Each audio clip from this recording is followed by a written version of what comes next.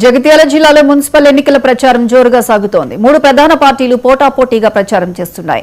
ఈ సందర్భంగా మెట్పల్లిలోని ఇందిరానగర్లో MLA doctor Sanjay ఎన్నికల ప్రచారం నిర్వహించారు. కారు గుర్తుకు ఓటు వేసి బీఆర్ఎస్ అభ్యర్థిని గెలిపించాలని కోరారు. మహిళలు, వృద్ధులు, యువతను కలిపి ఓట్లు అభ్యర్థించారు.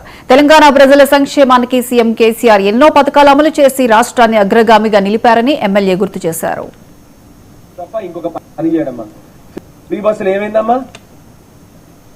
మిమ్మల్ని తనుకోపించిండు. ఇక మొగోళ్ళకు డబుల్ చేసిండు.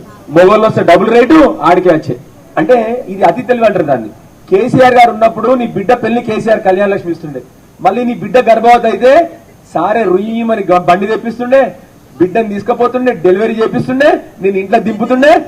నీకు ఆఖరికి తాతలు అమ్మమ్మలు కూడా ఆలోచించకపోతుండే. సబ్బులు ఇచ్చి, దోమతరిచ్చి, డైపర్లు ఇచ్చి, పౌడర్ ఇచ్చి ఇంటికి పంపిస్తుండే కేసీఆర్ సార్. ఇప్పుడు 2.5 సంవత్సరాలు అయింది. నేను ఒకసారి సార్ని అడిగినా, నేను మొన్న కొత్తగా ఎమ్మెల్యే అయినా కదా, సార్ దగ్గర పోయి, సార్ మీరు 12,000 13,000 రూపాయలు ఎందుకు పెట్టింది సార్? సరే ఈ సబ్బులు ఇచ్చిండ్రు అవన్నీ పిల్లగానికి అవసరం, కానీ ఈ 12,000 13,000 ఎందుకు పెట్టింది సార్ అంటే, సార్ ఒక మంచి ఎంత గొప్ప మాట చెప్పిండు నాకంటే, సంజయ్ మన తెలంగాణ ఆడబిడ్డలందరూ 9 నెలల గర్భవతి ఉన్నప్పుడు కూడా పనిచేస్తారు వీళ్ళందరూ, లేకపోతే ఇల్లు వెళ్ళదు వాళ్ళకు. దానివల్ల ఏమైతుంది, తల్లికి బాగా స్ట్రెస్ పడుతుంది, లోపల ఉన్న బిడ్డకు కూడా స్ట్రెస్ పడుతుంది. మరి నేను ఇచ్చే 12,000తో ఆఖరి 2-3 నెలలు రెస్ట్ తీసుకుంటారు, తల్లి మంచిగా ఉంటది, బిడ్డ మంచిగా ఉంటది అని పెట్టినా అని చెప్పి గొప్ప ఆలోచన ఉన్న నాయకుడు కేసీఆర్. ఆ ఆలోచన ఎవరికైనా వస్తుందమ్మా? ఆ ఆలోచనే రాదు ఎవరికి. గది నేను చెప్పేది, ఫ్రీ బస్ ఇచ్చినా అని గట్టిగా అరుస్తాడు. గట్టిగా అరుచుడు ఒకటి నేర్చుకుంటాడు. గలీజ్ మాటలు గట్టిగా అరుచుడు తప్ప ఇంకొక పని చేయడమ్మా. ఫ్రీ బస్సులు ఏమైందమ్మా? మిమ్మల్ని తనుకోపించిండు. ఇక మొగోళ్ళకు డబుల్ చేసిండు.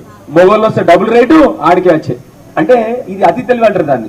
కేసీఆర్ గారు ఉన్నప్పుడు నీ బిడ్డ పెళ్లి కేసీఆర్ కళ్యాణ లక్ష్మి ఇస్తుండే.